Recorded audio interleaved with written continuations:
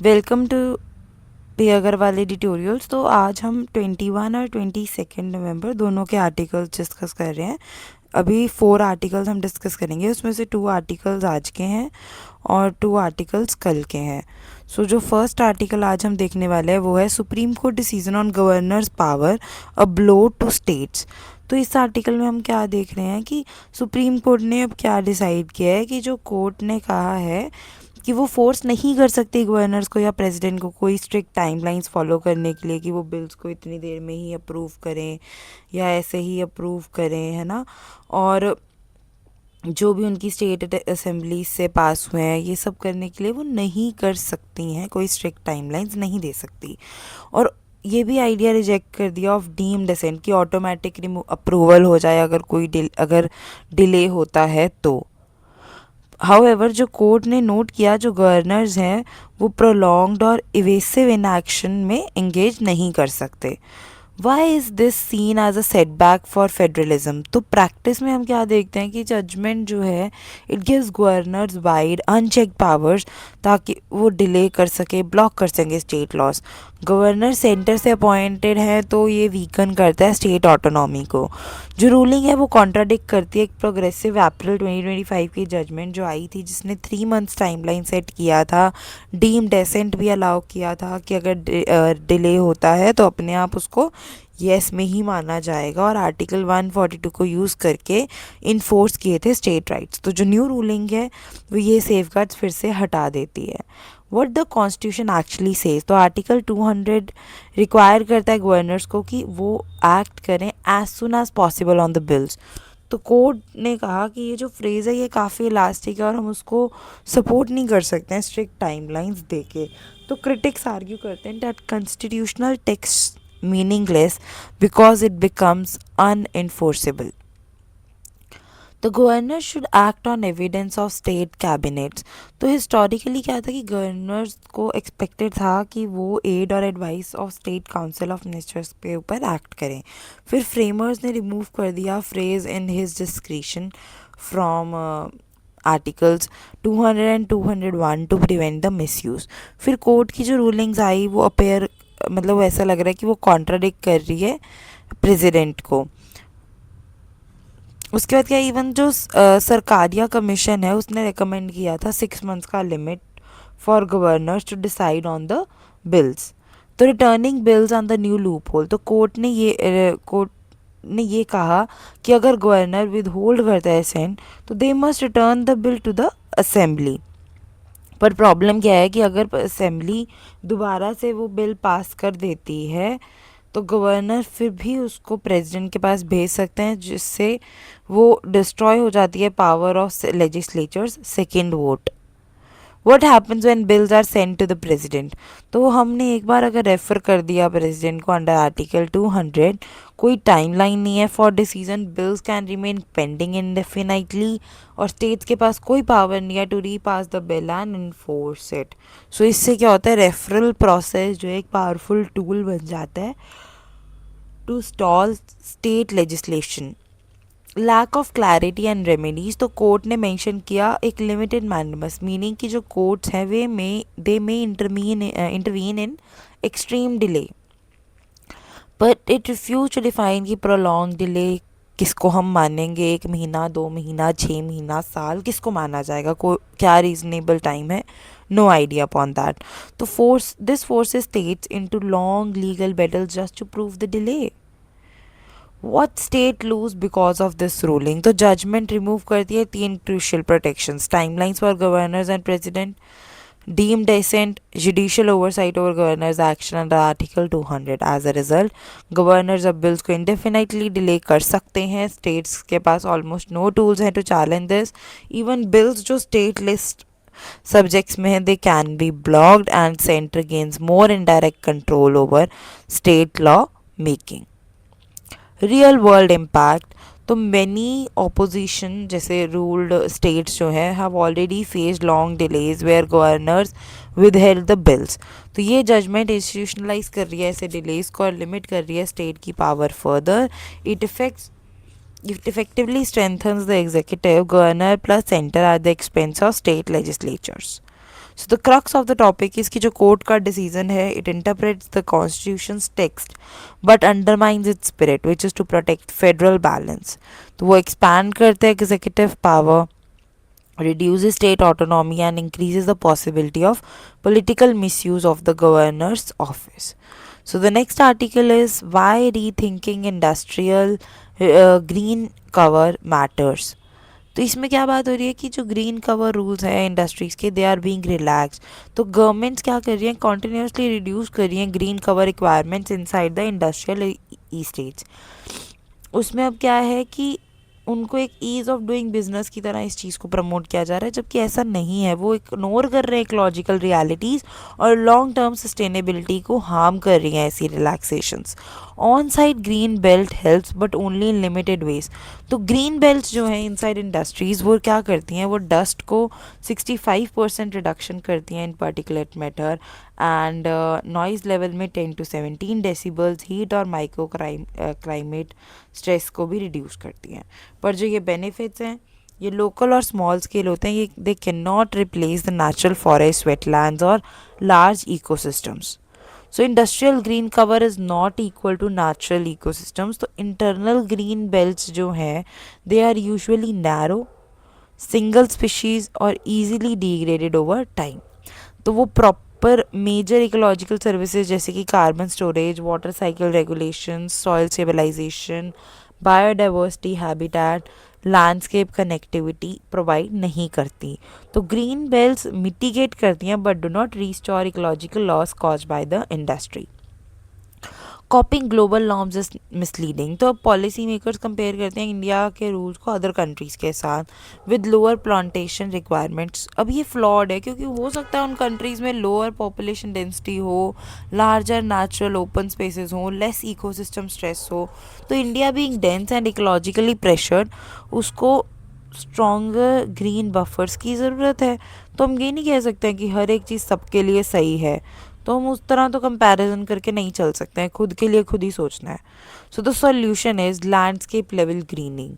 अब क्या करें, सिर्फ प्लॉट लेवल ना करें, लैंडस्केप लेवल करें। उसमें कैसे हैं, इंस्टेड ऑफ कि हम सिर्फ इंटरनल जो ग्रीन कवर है उसको रिड्यूस करें, एक स्मार्टर स्ट्रैटेजी अपना सकते हैं, एक 2 tier अप्रोच, जिसमें हम क्या करें, ऑन साइट ग्रीन बेल्ट्स हमारी जो विद इन इंडस्ट्रियल प्रेमिसेस हैं, जो एक लोकल मेडिसिन की तरह एक्ट कर रही हैं,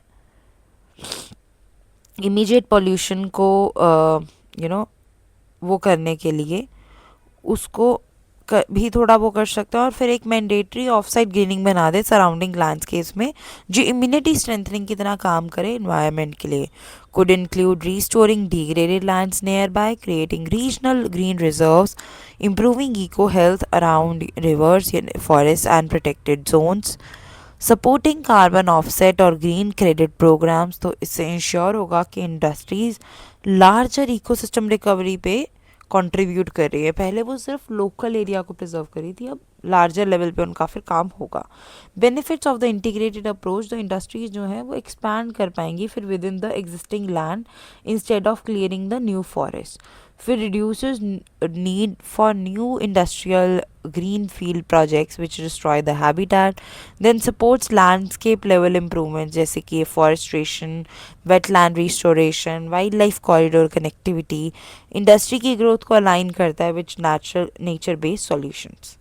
sustainability is more than trees inside a factory. तो रियल जो इकोलॉजिकल हेल्थ है वो नेचुरल लैंडस्केप्स को रिवाइव करने से आती है, ना कि डेकोरेटिव इंटरनल प्लांटेशन से। सो फ्यूचर जो इंडस्ट्रियल सस्टेनेबिलिटी है वो जज करी जाएगी how industries restore landscapes, how they reduce overall ecological damage and how they integrate business with the nature. So industries must become ecological partners, not just entities to regulate. तो historically देखा गया है कि कम्युनिटीज़ जो हैं वो conservation करती हैं, इंडस्ट्री सिर्फ मॉनिटर करती हैं और पेनलाइज करती हैं, करी जाती है। मॉडर्न सस्टेनेबिलिटी डिमांड करती है कि इंडस्ट्रीज़ भी अब एक्टिव स्टीवार्ड्स बने, जैसे through green belts, biodiversity offset, circular economy practices, compensatory afforestation. तो balance relaxation of green cover rules plus mandatory responsibilities, वही विन विन होगा। So the crux of the topic is कि जो on site green belt है वो useful है पर काफ़ी लिमिटेड है। अगर उसी की जगह लैंडस्केप लेवल रिस्टोरेशन हो कि हम कुछ अंदर लगाएं ग्रीन कवर और कुछ बाहर प्रॉपरली लैंडस्केप में सोच कर समझ कर लैंड्स को कुछ एक को रिवाइव करके डिग्रेडेड लैंड्स को वैसे सोच के लगाया जाए तो वो हमें और भी ज़्यादा बेनिफिट्स देगा। Industrial flexibility is important but ecological safeguards cannot be sacrifice for convenience. Next article is federalism weakening under single party dominance. तो why tensions between centre and state are rising. तो स्टेट स्पेशली जो opposition ruled हैं वो disagree करती हैं centre के साथ on issues such as GST, revenue sharing, centrally sponsored schemes, disaster relief funds, finance commission allocations. काफ़ी डिस्प्यूट्स तो अब सुप्रीम कोर्ट तक भी पहुंच चुके हैं। तो कहा जा रहा है कि शिफ्ट हुआ है from cooperative federalism to centralisation.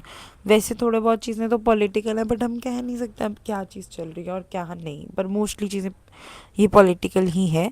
1990s में कह रहे हैं कि जो कोalition गवर्नमेंट्स थी वो इनकरेज करती थी सेंटर स्टेट कंसल्टेशन, बट अब तब के सिनारियोज क्या है, अब के सिनारियोज क्या है, अब तो all are same only basically. तो अगर 2014 के बाद देखा जाए जो बैलेंस है वो शिफ्ट करा टूवर्ड स्ट्रॉन्ग सेंट्रल कंट्रोल।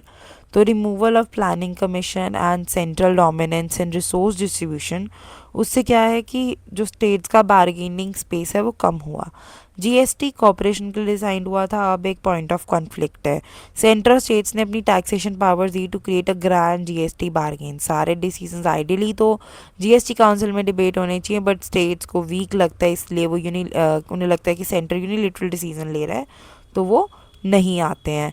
और पर लेकिन अब इसमें जीएसटी में देखा जाए तो पहले तो सारा कुछ हेल्प करी भी गई थी स्टेट्स को अपना टैक्स इम्प्रूव करने के लिए, बट फिर भी स्टेट्स नहीं काम कर पाई, तो अब कब तक वो दी जा सकती है ना help. Next is finance commission tensions and imbalance. States worry not just about the total share they get but also horizontal imbalance कि फंड्स कैसे डिस्ट्रीब्यूटेड है अमंग स्टेट्स। सदर्न स्टेट्स का ऐसा लगता है कि उन्हें पेनलाइज करा जा रहा है क्योंकि उन्होंने सक्सेसफुल पॉपुलेशन कंट्रोल किया और इकोनॉमिक परफॉर्मेंस अच्छा लगा, तो जो फार्मूला है वो फेवर कर रहा है पुअर और लोअर इनकम नदरन स्टेट्स को। तो इशू ये डीप स्पेशल इनइक्वालिटी को दिखा रहा है, not just political rivalry. Cesses and surcharges worsening centralisation. तो सेंटर इंक्रीजिंगली जो सेसेस और सरचार्जेस हैं यूज़ करती है जो कि स्टेट्स के साथ शेयर नहीं करती, जिससे स्टेट्स के जो अवेलेबल फंड्स हैं वो कम होते हैं even though they are responsible for major development functions like health, education and infrastructure. तो states are now the main drivers of development. तो आज के टाइम पे स्टेट्स मोस्टली इंफ्रास्ट्रक्चर बिल्ड करती हैं और कैरी आउट करती हैं मोस्ट डेवलपमेंट वर्क। सेंट्रल के फाइनेंसेस वो स्ट्रेच हो रहे हैं और वो मच ऑफ जो बोरिंग है is spent on routine expenditure not investment. Rising inequality and joblessness affect federal relations. तो इकोनॉमिक ग्रोथ ने has not produced enough good quality jobs, तो रीजनल इनइक्वालिटी बढ़ती जा रही है। रिचर स्टेट्स पुअर स्टेट्स की लेबर पे डिपेंड करती हैं। इंक्लूसिव ग्रोथ नहीं चल रहा है। कॉम्पिटिटिवनेस जो है इलेक्शंस के टाइम वो बढ़ जाती है फिर इसके कारण। Increasing central control over social spending. तो सेंटर जो है वो एक्सपैंडिंग कर रहा है अपनी सेंट्रली स्पॉन्सर्ड स्कीम्स की और directing social spending from the top. तो स्टेट्स को ऐसा लगता है कि उनकी ऑटोनॉमी अंडरमाइन हो रही है और उनके फ्रीडम को स्क्वीज़ किया जा रहा है। With the planning commission gone, the finance ministry now controls how schemes are allocated, raising questions of fairness.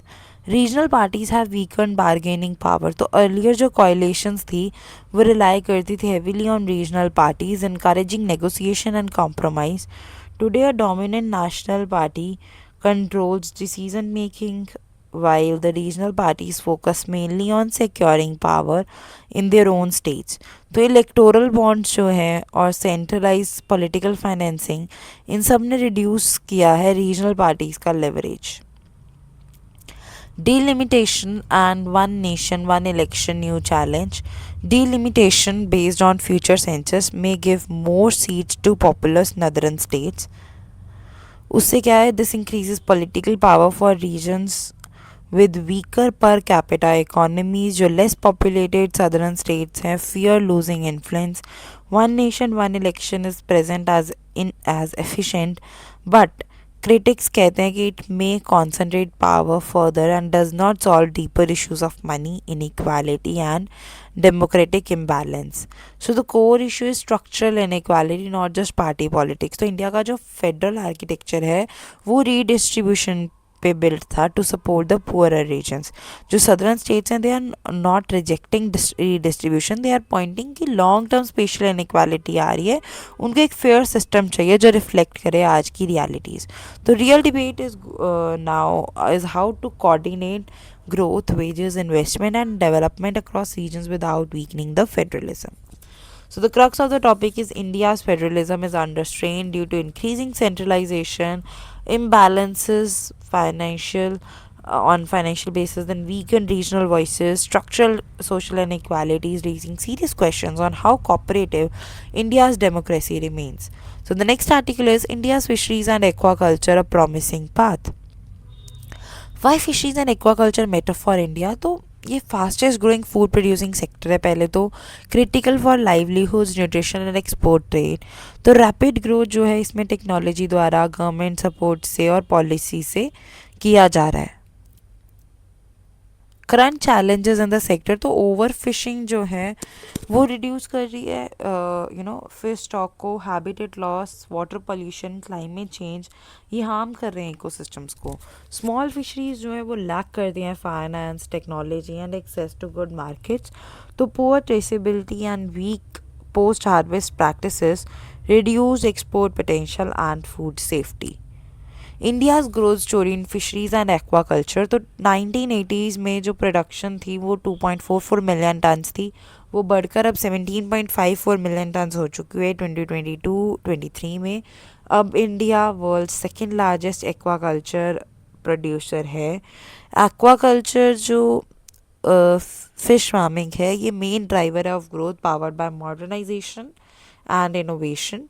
तो इंस्टीट्यूशंस कौन से इसकी ग्रोथ को सपोर्ट कर रहे हैं? आईकर फिशरीज इंस्टीट्यूट जो रिसर्च और इनोवेशन कर रहा है, एमपीडा बूस्ट कर रहा है सी फूड एक्सपोर्ट्स को, एनएफडीबी डेवलप कर रहा है fisheries infrastructure, coastal aquaculture authority ensure कर रही है environmental compliance, and private sector का इन्वेस्टमेंट स्ट्रेंथन कर रहा है entire value chain from hatcheries to exports. Major government initiatives, तो blue revolution plus PM Matsya Sampada Yojana, उन्होंने इनलैंड और कोस्टल एक्वाकल्चर को ट्रांसफॉर्म किया, बूस्ट किया प्रोडक्शन, सेफ्टी एंड सस्टेनेबिलिटी को. नोटेबल रिफॉर्म्स क्या रहे? वेसल ट्रांसपोर्टर्स, फिशर्स की सेफ्टी के लिए, फिर किसान क्रेडिट्स कार्ड, ईजियर लोन्स के लिए, Matsya Seva Kendra, one stop support centres हैं, climate resilient coastal villages programme जो फिशरीज़ को हेल्प करते हैं फिशर्स को क्लाइमेट चेंजेस को फेस करने में. ड्राफ्ट नेशनल फिशरीज पॉलिसी 2020 ये फोकस करता है सस्टेनेबल और मॉडर्न फिशरीज डेवलपमेंट पे. FAO's long standing collaboration with India, तो हिस्टोरिक सपोर्ट, तो बे ऑफ बंगाल प्रोग्राम के साथ शुरू हुआ. स्मॉल स्केल फिशिंग का टेक्नोलॉजी इंप्रूव करा गया, सी सेफ्टी इन्हांस करी गई, बेटर पोस्ट हार्वेस्ट हैंडलिंग करी गई. बॉबल में प्रोजेक्ट उसने बैलेंस करा, हेल्प करा कि फिशरीज प्लस कंजर्वेशन हम बैलेंस कर पाएँ. सपोर्ट किया India's fight against illegal unreported unregulated fishing, promote किया इकोसिस्टम बेस्ड फिशरीज मैनेजमेंट को. New FAO supported projects, so climate resilient sustainable aquaculture Andhra Pradesh में GF फंडेड प्रोजेक्ट है. ये eco friendly climate resilient aquaculture को promote करता है using global standards, and Andhra Pradesh is gonna set as a model for the rest of India. Then upgrading fishing ports, तो FAO का technical cooperation programme, उसमें क्या हो रहा है? स्ट्रेंथन कर रहे हैं पोर्ट कैपेसिटीज एट वनक बारा, that is Dadar and Nagar Haveli and Diu, Jakhau, Gujarat. तो ये मैनेज करने में हेल्प करेगा environmental, social and economic challenges in the fishing value chain. What India needs to focus on now, future priorities. So science based stock assessments करने की ज़रूरत है ताकि ओवर फिशिंग ना हो. को manage monitoring control and surveillance, ताकि हम इलीगल एंड अनसपोर्ट जो भी था इसमें, I forgot the full form, just a second, हाँ, इलीगल अनरिपोर्टेड एंड अनरेगुलेटेड जो फिशिंग है उसको हम वो कर सकें, स्टॉप कर सके। गाइडलाइंस फॉलो करें फॉर सस्टेनेबल एक्वाकल्चर, प्रमोट करें ecosystem based management of fisheries, improve करें certification, traceability and digitalisation to boost exports, ensure करें inclusive growth for small scale fishers and farmers. Crux of the topic is India's fisheries and aquaculture sector is on a strong promising path to sustainability, climate resilience और innovation back seat ना लें, तो इसलिए हमें इन सब को लेके चलना है, यही फ्यूचर ग्रोथ को गाइड करेंगे। FAO remains committed to helping India achieve a resilient, inclusive and environmentally friendly blue revolution. So that's all for the articles today. Thank you.